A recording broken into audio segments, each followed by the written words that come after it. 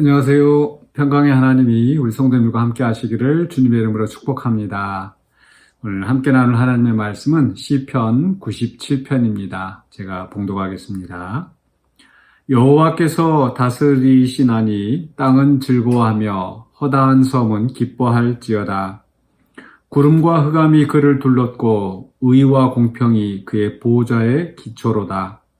불이 그의 앞에서 나와 사방의 대적들을 불사르시는도다. 그의 번개가 세계를 비추니 땅이 보고 떨었도다. 산들이 여호와의 앞 곧 온 땅의 주 앞에서 밀랍같이 녹았도다. 하늘이 그의 의를 선포하니 모든 백성이 그의 영광을 보았도다. 조악한 신상을 섬기며 허무한 것으로 자랑하는 자는 다 수치를 당할 것이라. 너희 신들아 여호와께 경배할지어다. 여호와여 시온이 주의 심판을 듣고 기뻐하며 유다의 딸들이 즐거워하였나이다. 여호와여 주는 온 땅 위에 지존하시고 모든 신들보다 위에 계시니이다. 여호와를 사랑하는 너희여 악을 미워하라. 그가 그의 성도의 영혼을 보전하사 악인의 손에서 건지시느니라. 의인을 위하여 빛을 뿌리고 마음이 정직한 자를 위하여 기쁨을 뿌리시는도다. 의인이여 너희는 여호와로 말미암아 기뻐하며 그의 거룩한 이름에 감사할지어다. 아멘. 네, 오늘 말씀의 제목은 기쁜 심판의 날을 기다리며입니다. 심판의 날을 기뻐한다. 이렇게 좀 쉽지 않은 이야기일 것 같습니다. 심판의 날 하면은 다 두렵죠. 그런데 오늘 말씀 속에서 보면 1절에서 여호와께서 다스리시나니 땅은 즐거워하며 허다한 섬은 기뻐할지어다. 하나님의 다스리심을 선언하면서 이제 기뻐하라, 온 세상이 기뻐하라라는 말씀을 하고 있습니다. 그런데 이 다스리심은 이 하나님의 심판과 밀접한 관계가 있습니다. 사실 이 시편 97편은 이 96편의 말씀을 이어가고 있는 것처럼 보입니다. 97편에서 11절부터 하늘은 기뻐하고 땅은 즐거워하며 그쪽에 말씀하면서 13절에서 그가 임하시되 땅을 심판하러 임하실 것입니다. 그러니까 심판하러 임하시는 하나님을 생각하면서 하늘이여 기뻐하라 땅은 즐거워하라 라고 선언하고 있죠.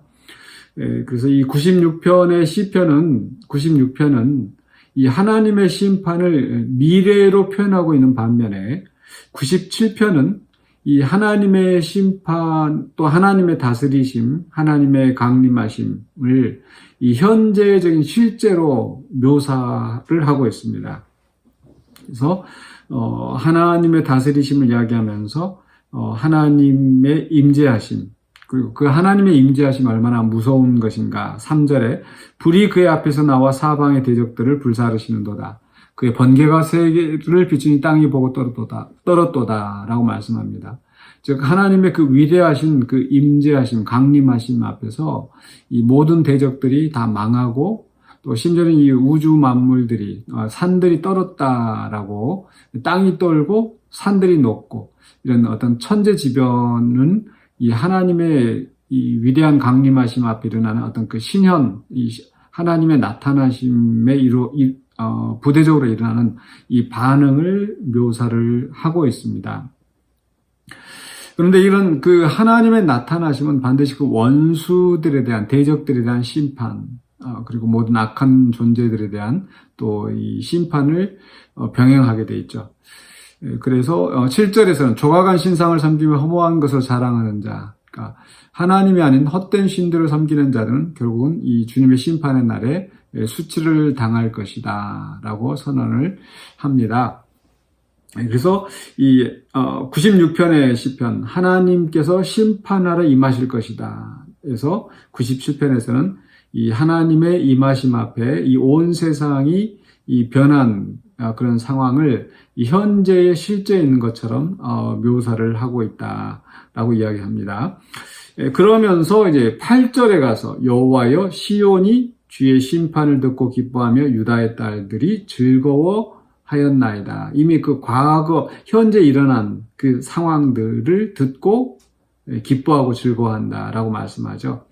아직 하나님의 심판은 이루어지지 않았습니다. 아직 미래의 사건으로 남아있는 거죠. 그런데 여기서 이제 97편의 시편 기자는 현재 일어난 것처럼 시적으로 선언을 하고, 그리고 그 심판을 듣고 이 기뻐하는 이 성도들을 이야기합니다. 말씀드린 것처럼 심판을 기뻐한다라는 거 좀 어색하게 들릴 수도 있습니다. 심판 앞에서는 두려운데. 그러나 하나님의 백성들 입장에서는 그게 기뻐할 만한 소식인 거죠. 왜? 하나님께서 이제 나타나셔서 모든 대적들을 무찌르시고 또 그의 백성들을 높이실 것이기 때문입니다. 그런 면에서 저는 이 요한계시록의 말씀을 우리 성도들이 읽으시면서 결코 이렇게 막 두려워하거나 떨 필요가 없습니다. 적지 않은 성도들이 요한계시록을 읽으면 너무 무서워요. 너무 떨려요. 뭐 그럴 수도 있죠. 그 안에 나타난 말씀들이 막 어떤 재앙들, 7 재앙이랄지 막 그 어떤 재난과 또는 이런 그 여러 가지 막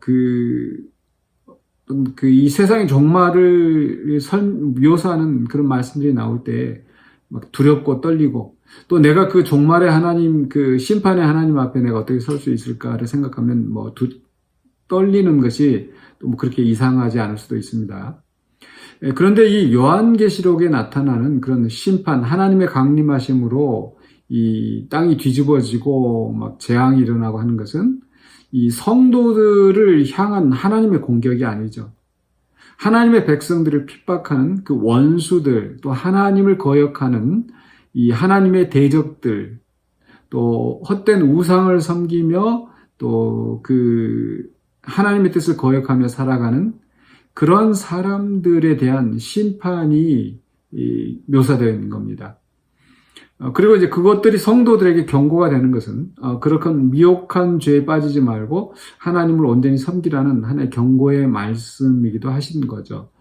그래서 하나님을 신실히 따르는 자들은 그 심판이 두려운 것이 아니라 오히려 그 심판이 이루어진 것을 듣고 즐거워하게 될 것입니다. 마치 그래서 2차 세계대전 당시에 막 독일이 프랑스나 그 유럽을 다 지배하고 또 영국을 공격하고 막 이렇게 됐었을 때 이 연합군들이 그 독일군을 공격하고 그런 순간 이제 방공호에 숨어 있던 그런 사람들이 그런 막 그 비행기가 날아오는 소리, 포탄이 터지는 소리 이런 걸 듣고 또 라디오 방송을 들으면서 지금 이제 연합군이 들어와서 이 독일군을 뭐 패퇴시키고 있다. 뭐 이런 걸 소식을 듣는다면 그 비행기 소리와 폭격하는 소리 이런 것들이 두려움으로 들리는 것이 아니고 이제 곧 승리의 날이 이를 것을 확신하게 되는 거죠. 마찬가지입니다. 그래서 요한계시록에 있는 말씀이나 또는 시편 97편의 이 전반부에 있는 말씀들, 하나님의 나타나심 앞에서 땅이 떨고 산이 높고 또 모든 대적들을 무찌르시고 하는 이런 말씀들이 우리 성도들에게는 기쁨과 승리와 영광의 소식으로 들려진다라는 겁니다. 그런데 그렇게 하나님의 심판을 듣고 기뻐하고 즐거워하기 위해서는 우리가 하나님을 온전히 섬기고 믿는 자들이 되어야 되겠죠. 그래서 10절에서 여호와를 사랑하는 너희여라고 하면서 이 성도들을 향한 권고의 말씀이 나옵니다. 그래서 우리가 이런 심판의 날을 기쁘게 기다리기 위해서 우리는 여호와를 사랑하는 자로서 우리가 어떻게 살아야 하는지 그 말씀을 우리가 10절 이하에서 찾아볼 수 있겠죠. 거기에서 말씀하시는 것은 여호와를 사랑하는 너희여 악을 미워하라고 말씀하십니다. 악을 미워하라. 하나님 앞에서 하나님은 의를 나타내시는 분이시죠. 그렇기 때문에 이 악한 것들을 또 모든 악을 심판하시고 멸하시는 분이십니다. 그런데 만약 우리가 성도들이 악을 미워하지 않고 악과 함께 또 악을 사랑하며 살았다면 우리는 하나님의 심판 앞에 수치를 당하고 두려운 존재일 수밖에 없겠죠. 그러니까 하나님은 선이시기 때문에 여호와를 사랑하는 너희, 여호와를 사랑하는 성도라면은 선을 사랑하고 악을 미워하게 됩니다. 그래서 우리는 하나님의 심판을 기다리면서 악을 미워하는 자가 되어야 되는데 그 다음에 하시는 말씀이 10절 하반부에 그가 그의 성도의 영혼을 보전하사 악인의 손에서 건지시느니라. 이게 이 하나님의 심판의 날에 이루어질 이 성도의 또 의인의 구원을 말씀하고 있습니다. 하나님께서 이 악 가운데 그 성도들을 보존하시고 결국은 그 악인의 손에서 건지신다. 이 말은 거꾸로 생각을 해보면 하나님의 심판하시기 전에 이 세상에 악이 형통하고 악한 자들이 의인을 또는 하나님의 백성들을 괴롭히고 고통을 당한다라는 겁니다. 그러나 그 속에서 하나님께서 보존하신다는 것을 우리는 기억해야 합니다. 즉 하나님의 심판의 날이 이루어지기 전까지 우리는 공중 권세 잡은 자들에 의해서 악인들에 의해서 분명히 이 고통을 당하는 현실이 함께 있다라는 것. 그러나 그 모순된 현실이 영원하지 않습니다. 반드시 하나님께서 오셔서 그 악한 자들을 심판하시고 하나님의 백성들을 구원하시는 그날이 온다라는 것. 그래서 이 땅에서 어떤 우리가 고난을 당하고 환난을 당하는 것을 결코 이상하게 생각하지 말고 또 그런 고난 속에서 우리가 악과 타협하고 악한 길을 따르지 않고 궁극적으로 하나님께서 이 땅에 오셔서 이 의로 정의로 공의로 심판하실 그날이 이를 것이기 때문에 우리는 오늘 말씀이 우리에게 요구하시는 것처럼 악을 미워하고 하나님을 사랑하는 신실한 삶을 살아야 될 줄로 믿습니다. 그럴 때 하나님께서 우리를 위하여 구원을 이루시고 또 오늘 11절에 있는 말씀처럼 빛을 뿌리고 의인을 위하여 빛을 뿌리고 마음이 정직한 자를 위하여 기쁨을 뿌리시는도다. 하나님께서 그 뿌리시는 그 의와 그 기쁨을 우리가 누리게 될 줄로 믿습니다.